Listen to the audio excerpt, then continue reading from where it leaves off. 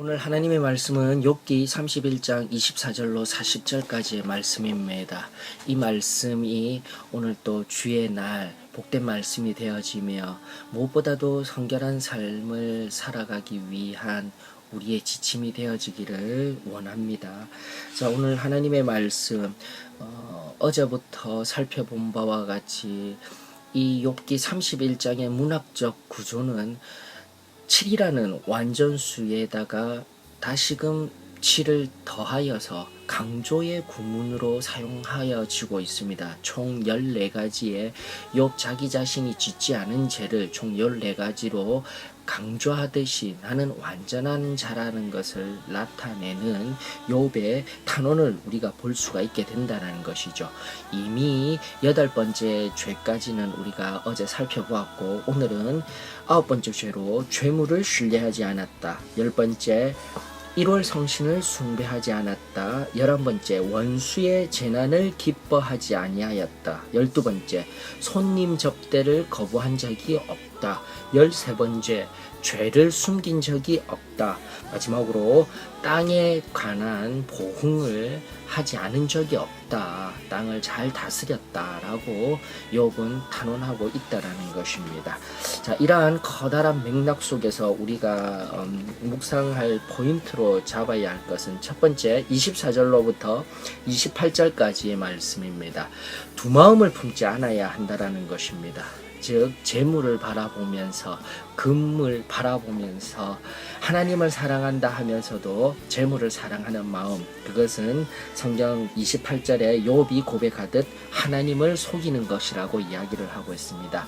오늘날 현 시대를 살아가는 우리들에게 물질 만능주의라는 커다란 괴물과 같은 세상적인 유혹이 우리를 덤벼들 때에 우리는 넉넉히 이길 수 있기를 원합니다. 두 마음을 가지고 하나는 재물을 섬기며 하나는 아버지를 섬길 수가 없습니다. 다시 한 번 더 하나님만을 사랑하며 나아가는 저와 여러분들이 되어지기를 원합니다.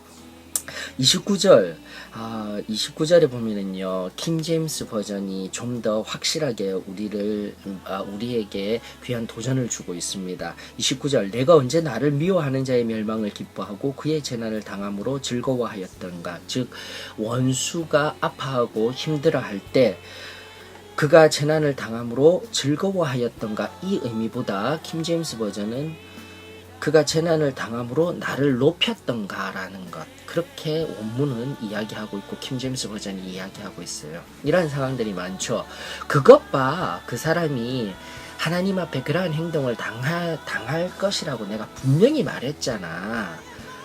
에이 그 불쌍한 사람, 이렇게 이야기를 하면서 은근히 자기 자신을 높일 때가 우리 믿는 사람의 말과 행함 속에 많다라는 것입니다. 성경 다시금 살펴보게 되면 그 또한 죄라고 우리에게 말하고 있습니다. 다시 한번 더, 원수가 아파하고 힘겨워할 때 원수조차도 사랑하며 기도하여야 한다라는 예수님의 말씀 잊지 말기를 원합니다. 로마서를 통하여서도 바울 사도가 말하였습니다. 원수를 위하여서 저주하지 말고 오히려 축복하라 하였습니다.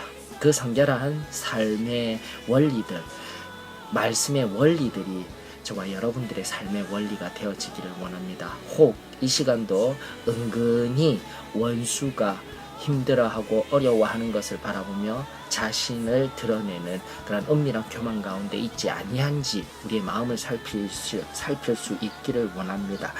마지막으로 제가 보고 싶은 것은, 죄는 결코 덮어두어서는 안 됩니다. 덮는다라는 것은 우리 안에서 인간적으로 해결을 하려고 하는 것이에요.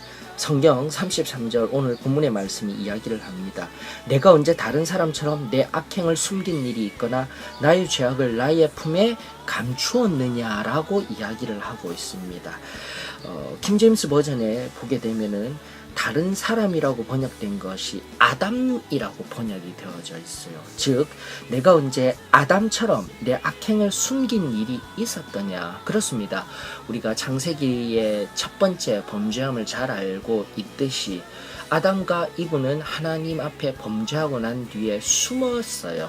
그리고 그 죄악을 가리고 감추기를 원한 마음, 이것은 아담으로부터 지금까지 늘 흘러가는 인간의 마음의 본질이에요. 즉 어렵게 산다는 사람들이 빠지기 쉬운 함정이 바로 자기 명예입니다. 체면입니다.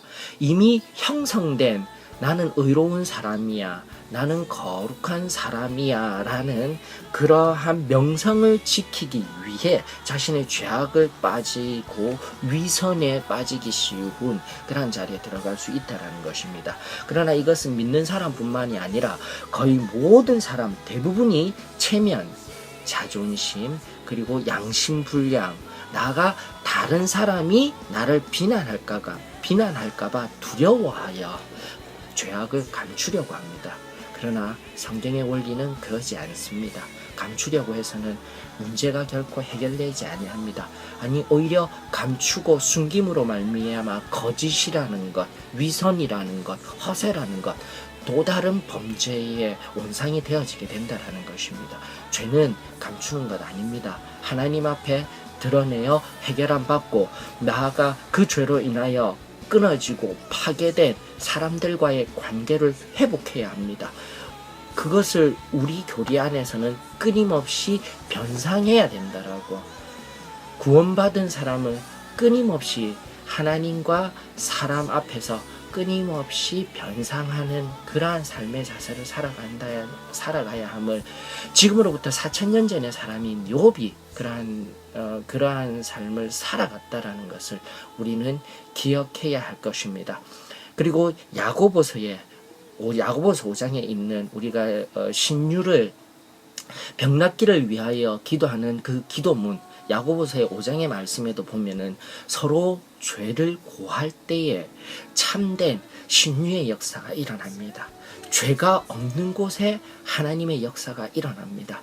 다시금 우리 나는 연약한 죄인이야 라는 그러한 자기애에 빠져서 자기 자신의 사랑하는 마음에 빠져서 자신을 내 죄를 소홀히 여기는 자리에 있지 말고 날마다 하나님 앞에 엎드려 잘못된 것이 있다면 죄악은 가리우는 것이 아니라 하나님 앞에 회개하고 사람 앞에서 깨어진 관계를 위하여 반드시 변상하고 되돌릴 수 있는 그러한 것이 진정한 우리 삶의 승리의 삶의 원리입니다. 자, 오늘은 주의 날입니다. 다시금 주의 제단 앞에 나와 내가 그렇게 하지 못한, 앞서 지금까지 쭉 살펴본 31장의 모든 14가지의 죄악들 살펴보며 하나님이 가르쳐 주신 것 감사드립니다 하면서 나아갔으면 좋겠습니다. 우리 하나님은 결코 우리의 길을 모르시는 분이 아니십니다. 다시금 31장 4절에 있는 말씀, 그가 나의 길을 세고 나의 걸음을 알고 계십니다. 그분의 눈앞에서 온전히 겸손히 순전하게 설 수 있는 저와 여러분들, 진정 거룩한 삶의 역사가 우리의 역사가 되어지기를 축원하며 오늘 하루도 주 안에서 승리하십시다.